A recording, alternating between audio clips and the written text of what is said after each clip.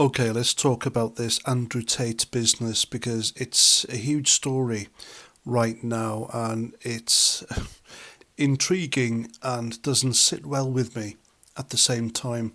And it involves Greta Thunberg, and that's a big red flag for me because Greta Thunberg is quite literally the poster girl for the globalists, the elites out there, World Economic Forum, and climate change extremists. I don't believe she writes her own tweets. She is told what to say by her handlers. And yes, she does have handlers. A Canadian journalist went to interview her and her parents, who were very wealthy, by the way. And when some uncomfortable questions were thrown towards her, she was pulled away and the journalist was told to bugger off. So Greta Thunberg is like the cashier if you go to a shop. That's the face who takes your money. She has nothing to do with the product whatsoever. That product is down to the globalists, shady organisations, powerful figures who are after control. It's all about control. So anyway, Andrew Tate, who is he? I think he's a former lightweight kickboxing champion. He's a bit of a douchebag when it comes to character because he's one of these men who likes to think that they are alpha males and trying to tell men how to be men. Now, I know what an alpha male is. An alpha male doesn't have to run his mouth or tell men how to be men. An alpha male doesn't have to beat men up or treat women like shit. And Andrew Tate has said some shitty things about women.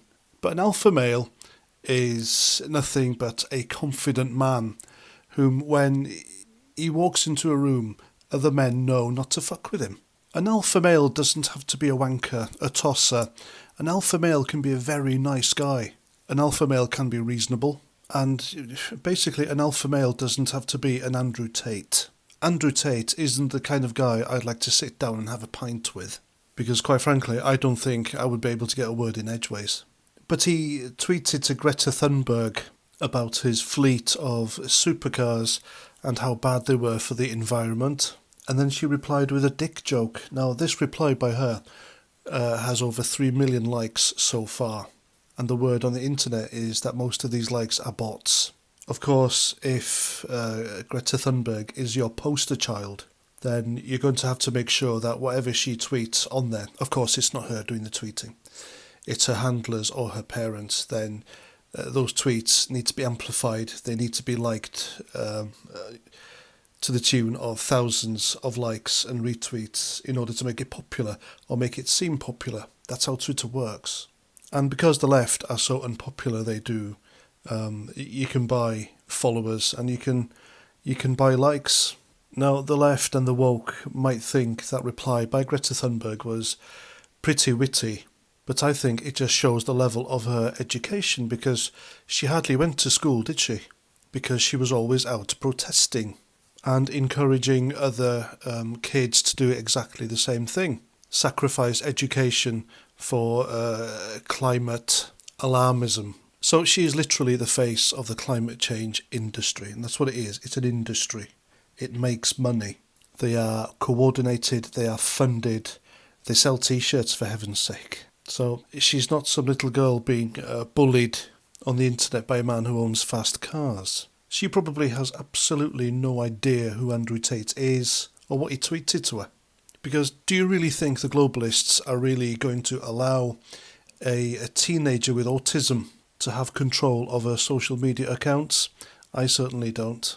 So anyway, that's the situation with Andrew Tate and Greta Thunberg. However, it's stepped up a gear because yesterday Andrew Tate was arrested in Romania. And this is where it gets murky because after that Twitter exchange between Andrew Tate and Greta Thunberg, Andrew Tate, 10 hours later, then posted a cringy, shitty reply video. And it was that video that got him arrested.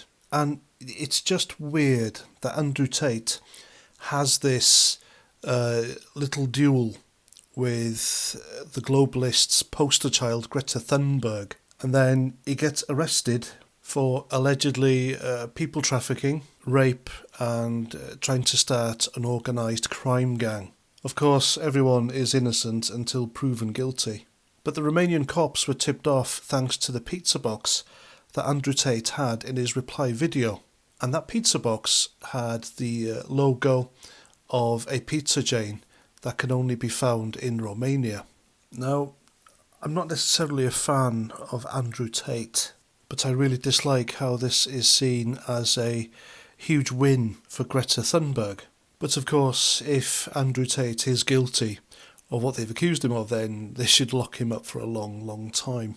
But if he's innocent, and there have been mutterings on social media for a while now that Andrew Tate will be arrested late this year or next year, then it all seems highly suspect, and another high-value member of the right politically is brought down simply because he is popular and he's calling out the globalists for what they really are.